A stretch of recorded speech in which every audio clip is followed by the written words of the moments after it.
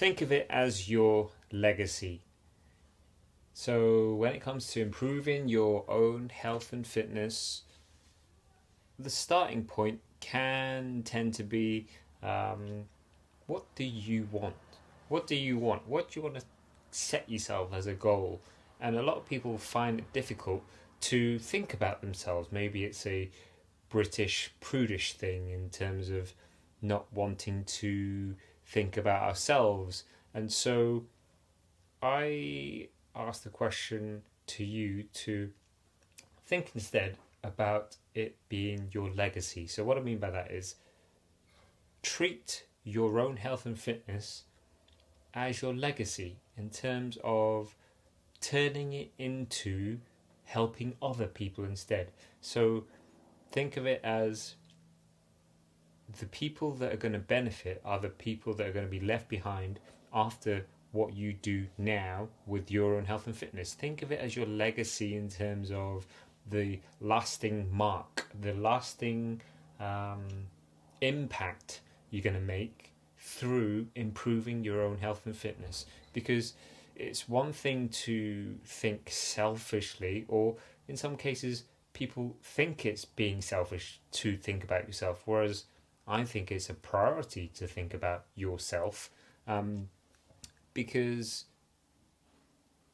you're then in the best place possible. You're then putting yourself into the best condition to then be able to help other people. But if it takes for you to reframe it so that you're thinking about your own health and fitness in terms of improving it as a priority for your own legacy, then you may think about it differently. It's a slight nuance on how you're actually looking at it. You're not being selfish, you're actually doing this for other people. You're doing it so that your legacy is even stronger, is even more potent. And for most people that we help at MPRS, it's people who are over 30 who have kids, and they're now at the stage where they're like, okay, I need to do something about my own health and fitness, because the kids are old enough now. Maybe they've left, they've gone to uni and stuff, and there's now all this time and priority now falls upon myself.